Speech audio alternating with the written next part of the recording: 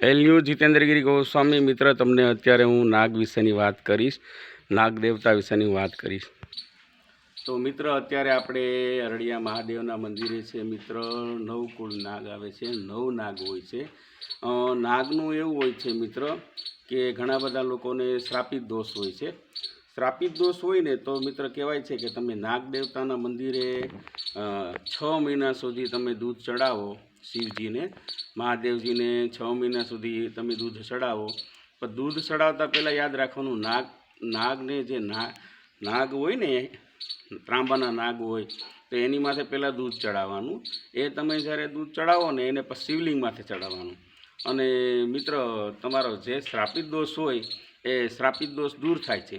મિત્ર, આપે જોયું છે કે ઘણીવાર લોકો, ઘણા બધા ભૂદેવો, ઘણા બધા લોકો, બ્રાહ્મણો કેવડો ખર્ચ કરતા હોય છે, શ્રાપિત દોષ માટે ઘણો ખર્ચ કરતા હોય છે, છતાં પણ એમ દોષનો નિવારણ થતો નથી.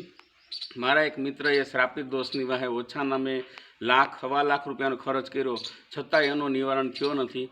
પરંતુ એક સંતે અમને આ પ્રયોગ બતાવ્યો.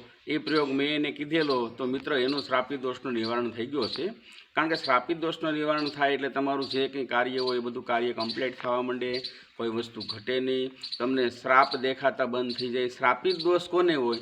જે ઇન્સાનને શ્રાપ દેખાતા હોય, જે સૂતા હોય તો શ્રાપ દેખાતા હોય, નાહવા જતા હોય તો શ્રાપ દેખાતા હોય, બરાબર છે. અને આમ કંઈક દાખલા તરીકે કંઈ દોરી લબડતી હોય તો એમ લાગે આ શ્રાપ દેખાય, એને શ્રાપિત દોષ છે. શ્રાપિત દોષ કહેવાય છે મિત્ર પૂર્વજન્મનો હોય છે. એટલે શ્રાપિત દોષ માટે ખાસ મારે એ કહેવું છે કે આ રીતના જે નાગ હોય, નાગના મંદિર ત્યાં જવાનું, યાદ રાખવાનું. ક્યાંય પણ મંદિરે જાઓ ને તો જ્યાં પૂજારી હોય એને ભેટ પૂજાઈ દેવાની, જે તમારે બને તે. કારણ કે ત્યાંના પૂજારીને ભેટ પૂજા પણ તમે આપો, શિવજીને તમે દૂધ ચડાવો. શિવજી એટલે પેલા નાગને ચડાવવું. આ રીતે તમે કાર્ય કરો તો તમારો શ્રાપિત દોષનું નિવારણ થાય છે. અત્યારે હું તમને અહીંનું કવરેજ પણ બતાવું છું. તો મિત્રો, અત્યારે આપણા નાગ દેવતા આવ્યા છે, હું તમને કવરેજ બતાવું છું. ગીર સોમનાથ જિલ્લાનું એક ગામ છે મિત્રો. અત્યારે આપણે ત્યાં આવ્યા છે. જો અત્યારે આ જે તમને મેં વાત કરી હતી, તો જો આ રીતે હોય ને તો અહીંયા આની માથે તમારે શિવલિંગ, મતલબ નાગ માથે દૂધ ચડાવવાનું. ઓમ નમઃ શિવાય બોલવાનું.